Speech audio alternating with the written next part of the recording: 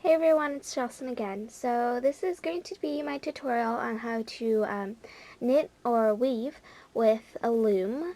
So this is the loom I'm currently working on. It's the rectangular one. There's also circular ones. I like using the rectangular ones better because I find that it's faster and it's easier for me. For you it could be different. So we're going to start. As you can see, I've already started a project. I'm almost there. I'm just going to knit the rest of my yarn, but I'm just going to teach you how to do it on this one because I don't feel like starting a new one. So when you first start out, there would be one end that's not connected to the end, to the ball of yarn, so kind of like that end right there where it's loose. You wrap that end, take about 6, 7 inches, and wrap it right here. So there should be about 5 or 4 inches of yarn just like hanging off. And just wrap it around tightly. You can hold it with maybe your pinky finger and your ring finger to make sure it doesn't come loose. And then, so it would kind of look like this. And then this would be like cut off right there. And then you would take the other side of the yarn, which would be this side, connected to the ball of yarn.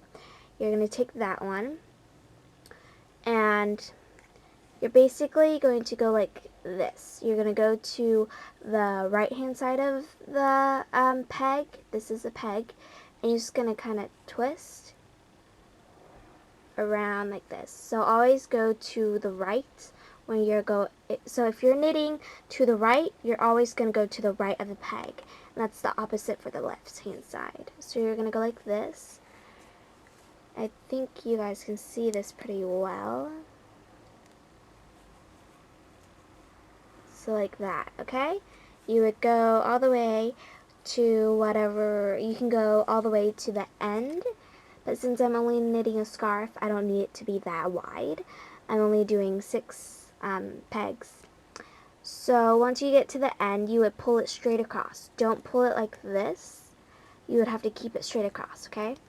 And then you're going to do this twice around because if you only do it once, it would only have like 1 row and you need 2 to actually knit.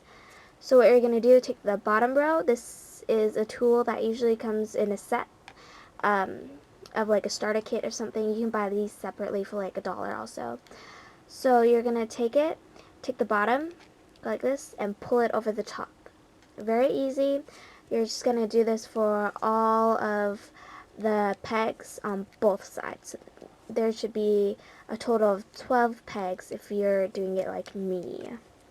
You flip it over to the other side and keep going.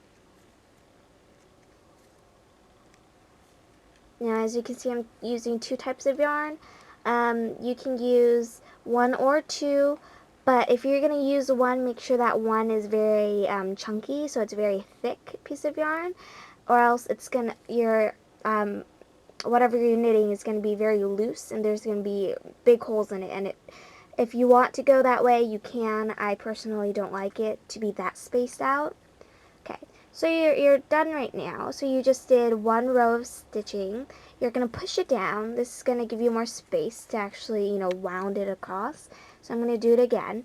You're going to pull it straight across, and then you're just going to, instead of going to the right of the peg, you're going to go to the left of the peg because you're knitting this way. Ooh, didn't mean to flick you off, but you're going this way. Okay? So, like so. If you're doing 2 types of yarn, you can just pull them together. It doesn't matter if they twist together or not because, well, it doesn't really matter. You're going to pull it over again. Be careful of this tool. It is sharp, right to the tip. I have cut myself with it quite badly. It was because I was not using this rectangular one, I was using another one, and the stitches were really tight. Like these little stitches things were pulled really tight on the peg and I couldn't get it off. And yeah, I kind of scraped my hand. But so yeah, careful with that. So you're just going to pull it all over. You can use your fingers for this also. I just like using the tool. And so that's how you do it. And once I've finished with this scarf, I will show you how to cast off. Casting off is basically what you do to finish the product. So that's it. Um, I hope you like it. This is just the regular stitch that the instruction book taught me how to use.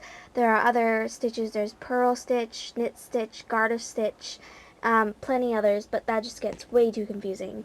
So that's it for right now. Oh, you see my feet, but that's okay.